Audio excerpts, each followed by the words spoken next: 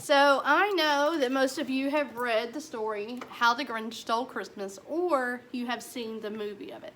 But this is a really great book to use for synthesizing. So what I want you to do is, I'm going to read part of the book. I'm not going to get towards the end where things kind of change a bit. I'm just going to read the first kind of part. And what I want you to do is, I want you to think about at first, what's the first thing that you were thinking whenever we were reading the first part of the book. So I know, like I said, that you know what happens in this story, and that's fine. That's using your background knowledge that you already have. But what I want to do today is just read the first part, and then I want you to just tell me about the Grinch just from that point. So don't worry about what happens later, because we're going to see how when you read the story, your thinking kind of changed about the Grinch. All right? How the Grinch Stole Christmas by Dr. Seuss. How the Grinch Stole Christmas. Every Who down in Whoville liked Christmas a lot. But the Grinch, who lived north of Whoville, did not. The Grinch hated Christmas, the whole Christmas season. Now, please don't ask why. No one quite knows the reason. It could be his head wasn't screwed on just right. It could be, perhaps, that his shoes were too tight. But I think that the most likely reason of all may have been that his heart was 2 sizes too small. But whatever the reason, his heart or his shoes, he stood there on Christmas hating the Whos, staring down from his cave with a sour, grinchy frown at the warm lighted windows below in their town. For he knew every Who down in Whoville beneath was busy now hanging a mistletoe wreath. And they're hanging their stockings, he snarled with a sneer. Tomorrow is Christmas. It's practically here. Then he growled, with his Grinch fingers nervously drumming. I must find some way to stop Christmas from coming. For tomorrow, he knew, all the Who girls and boys would wake bright and early. They'd rush for their toys. And then, oh, the noise. Oh, the noise, noise, noise, noise. That's one thing he hated. The noise, noise, noise, noise. Then the Whos, young and old, would sit down to a feast, and they'd feast, and they'd feast, and they'd feast, feast, feast, feast. They would feast on Who pudding and rare Who roast beef, which was something the Grinch couldn't stand in the least. And then they'd do something he liked least of all. Every Who down in Whoville, the tall and the small, would stand close together with Christmas bells ringing. They'd stand hand in hand, and the Whos would start singing. They'd sing, and they'd sing, and they'd sing, sing, sing, sing. And the more the Grinch thought of this Whoville Who Christmas sing, the more the Grinch thought, oh, I must stop this whole thing. Why, for 53 years I've put up with it now. I must stop this Christmas from coming. But how? Then he got an idea.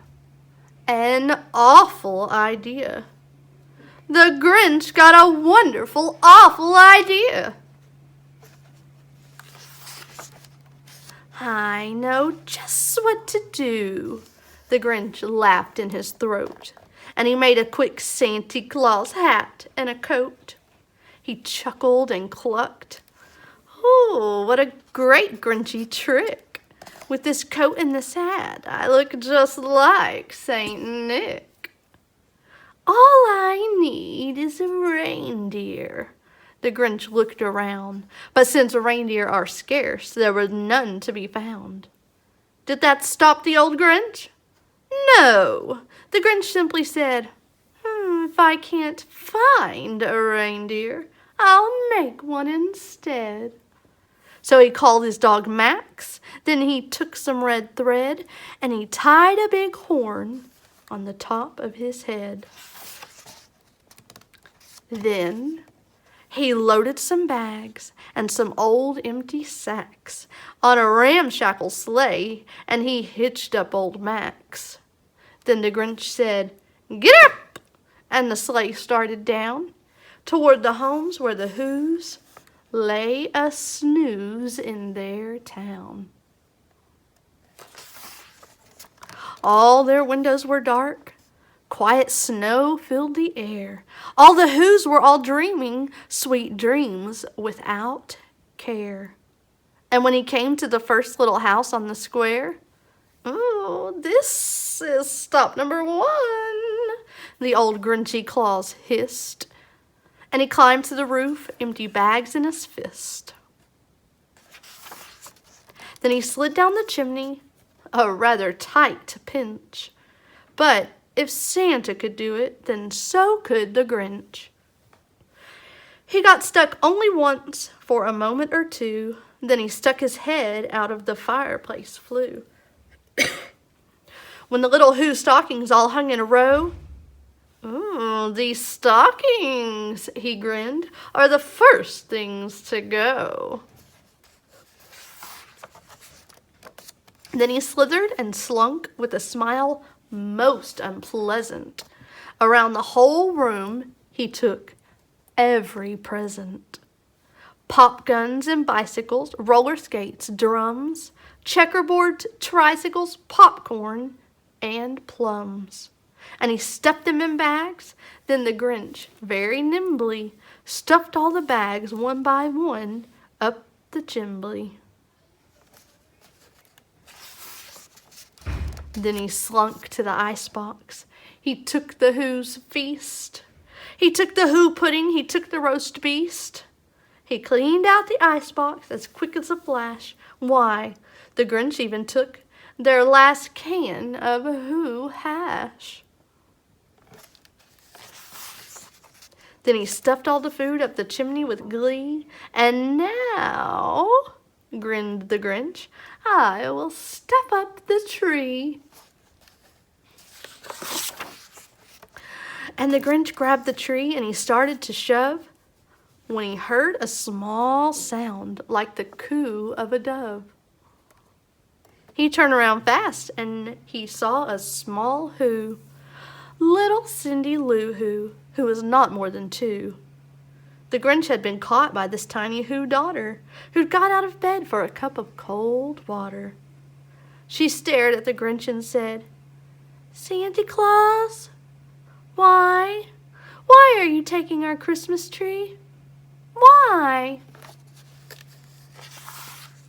But you know that old Grinch was so smart and so slick. He thought up a lie and he thought it up quick.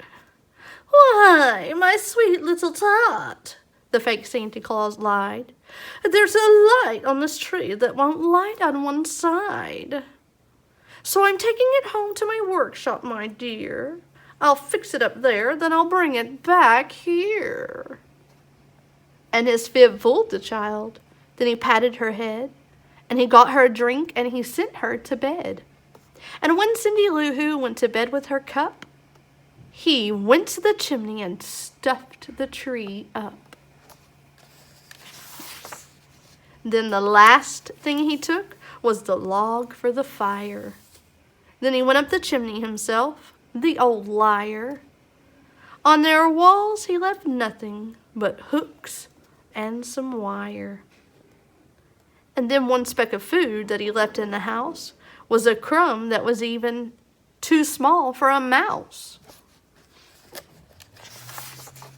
Then he did the same thing to the other Who's houses, leaving crumbs much too small for the other Who's mouses.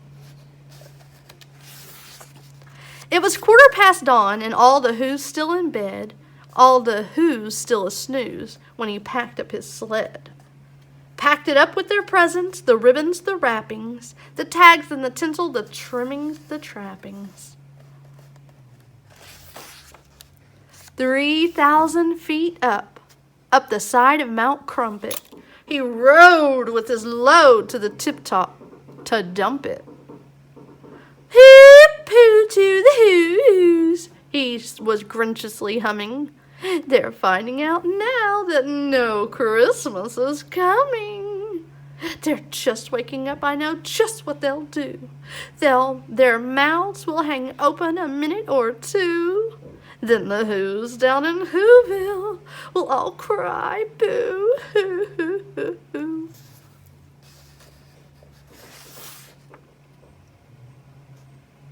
That's a noise, grinned the Grinch, that I simply must hear. So he paused, and the Grinch put his hand to his ear. And he did hear a sound rising over the snow. It started in low, then it started to grow. We're going to stop here, guys, and I want you to think about so far, without reading the rest of the book, what are you thinking about the Grinch?